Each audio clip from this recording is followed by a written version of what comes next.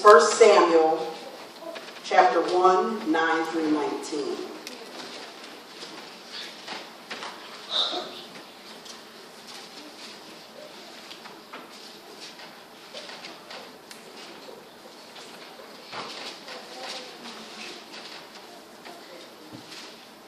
Amen.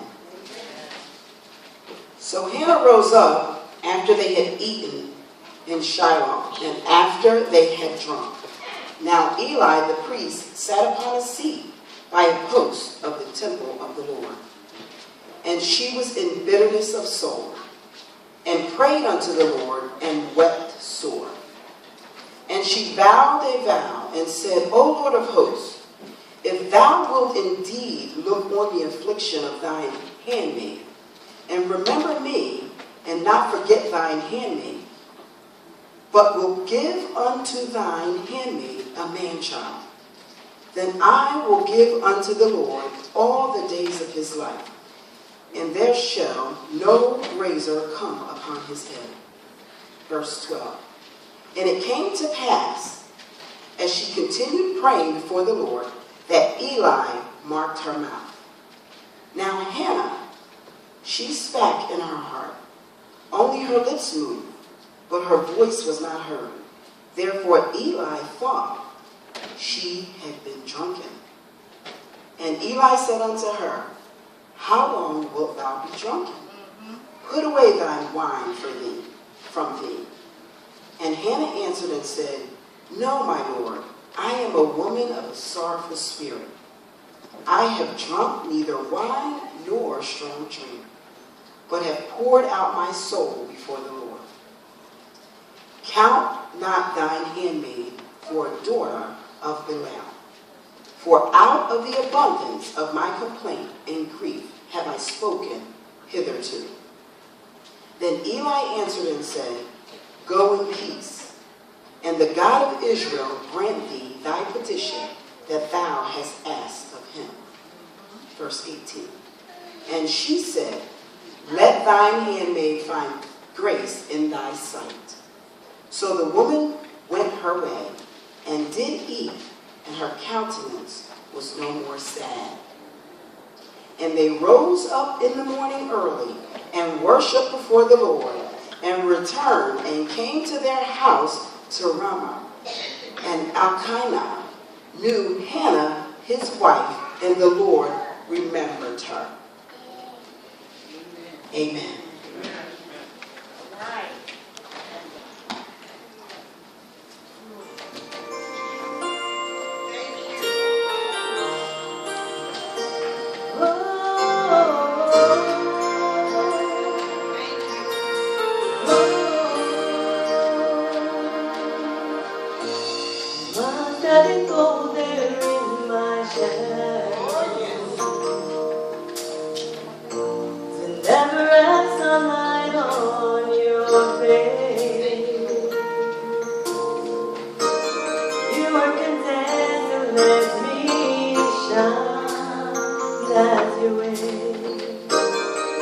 Always walk the step behind.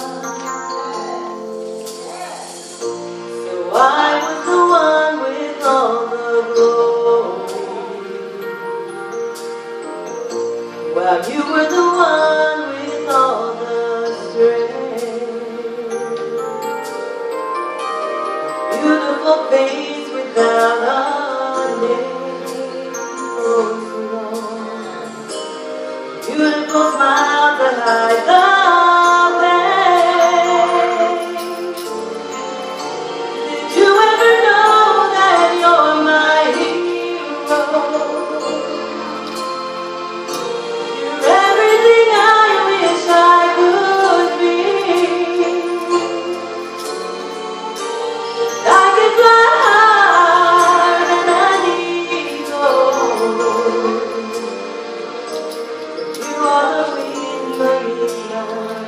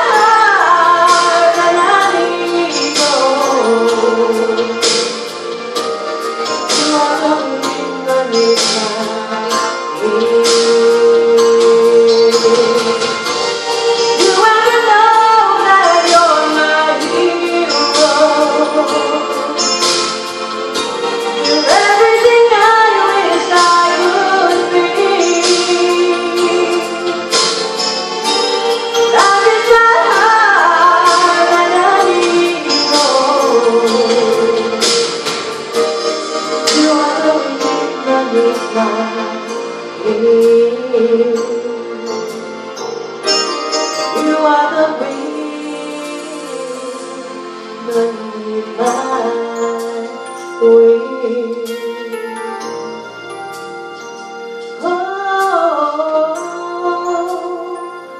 Oh, the wind beneath my wings. Thanks, Mom.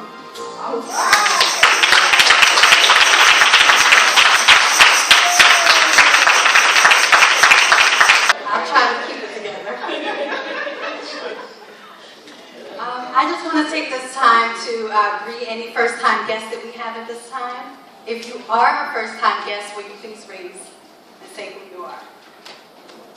Any first-time guests? All right, it looks like we're all family here. Well, I just want to wish everyone a happy Mother's Day. It's a special day for me. I'm a mother. My daughter is Bianca. So I just want to read a poem that I wrote. This is a poem from my heart. And the poem is called A Mother's Love.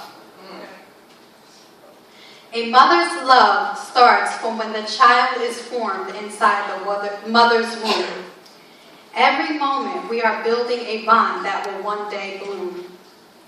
A mother's love is so pure. Staring into their beautiful eyes is something I simply adore. A mother's love is a life-changing experience. We can change everything from the way we speak to even our appearance. A mother's love is like a precious diamond. Every day is a new horizon. A mother's love is so unconditional and faithful. Even the smallest little things we do can make them so grateful. A mother's love is giving our all. No struggle is ever too big or too small. A mother's love contains words of power, but her heart is like a precious flower.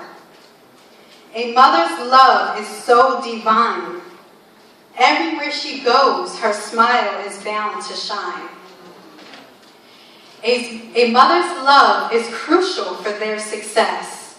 Pray hard and watch how they can become blessed. A mother's love is endless and unselfish. Every success is another achievement that you've helped them accomplish. A mother's love blooms forever. Nothing will ever separate the bond that they share together. A mother's love is a gift-giving sacrifice from the highest power above. That's just a short version of the true meaning of a mother's love.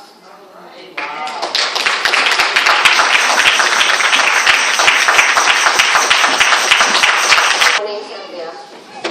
God gave me to speak for about 10 minutes, so I'm going to tell you a little bit about me, my past, and now my future. Growing up, and my determination of being the best parent I could be, I didn't know how. I didn't have a mother. Well, I did, but I didn't. She was always institutionalized. My father, or my stepfather, was a mean alcoholic. Going through that, we moved back and forth from Florida to Pennsylvania all my life. When I was about 7, I got tired of crying, and I'm crying now. I'm thinking of her. I asked my grandmother, Grandma, what did I do wrong? She said, girl, you don't have to ask what you did wrong. She said, you don't need this hurt. Pray. Ask God for love and forgiveness. He'll fix everything. And I asked her, I said, Mom, who's God? Who's Jesus? She sat with me for hours. She told me about his love. Watching her just rejoice in him. She said, I was hurt just like you when he took my son. My uncle was only 18 when he died. But she didn't cry. She was smiling and glowing her eyes, just showed me what I needed. Being with my mother, I felt alone, distraught. But being with my grandma, she was my heart. She taught me to love. Amen. Going back and forth each day, being a child, being alone, you think everything's wrong. Your parents, you don't know how to take a love that is a hatred love from a stepfather. But taking a glove from a grandmother who teaches you how to be with God is something that you don't understand when it's new. I wanted a lot of my years out, but now they're coming through and you can see this. When I come here and I cry, it's because I've built up 10 years of not being back in church, something my grandmother taught me to do. When my father used to hit me, I would pray and ask him, take him away. Finally at 13, he took him away. But that didn't help because back at 18 years old, I was back underneath his roof again. But this time I was a mother. Now that's something hard to struggle with. How do you fix your children? And how do you help your brothers and sisters? You don't want to live underneath the roof with an alcoholic who will beat you or your mother. And you surely don't want to raise a child. This was my first experience of being a mother. He said, Cindy, you can't have him. I'm going to make you give him away. Oh no, I ran. Within 4 days, I left that house. And I went back to my grandma, and she took care of me. 5 or 6 years, I've had 4 children with my husband. And she used to always say, pray on everything, and it'll get better. And it did. It did till I was like 28 years old when I lost my grandmother. And that was the hardest day.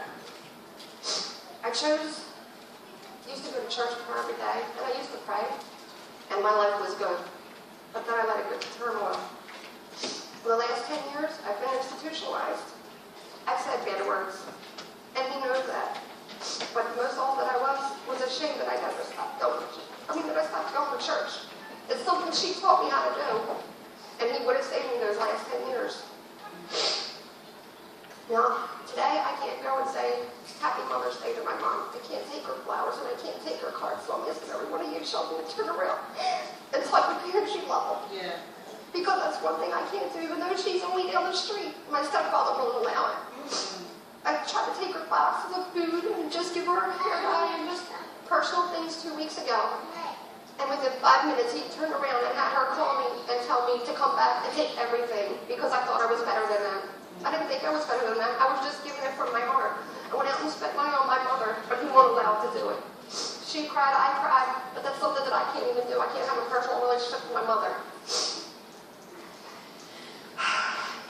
But then again, and my best friend came out of jail, and we've been talking about it for 2 years now, going back to church.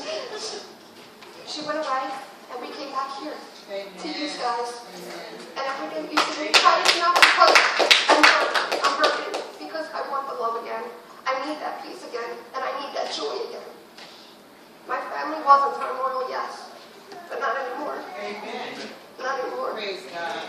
And as I release it, I apologize if it might upset you guys, but guess what? It's 10 years of built up that I haven't had him up there with me anymore. So as I say this, like I said before, the kids, cook dinner for your mom once in a while. Just love your mom once in a while, because you won't have them.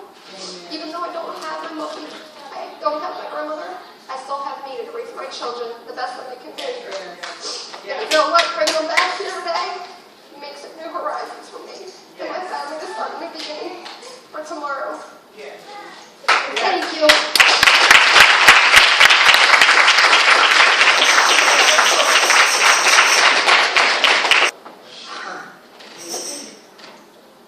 First of all, I do recognize that it is Mother's Day, and I'm going to ask you if you could please do me a favor and put those cameras down.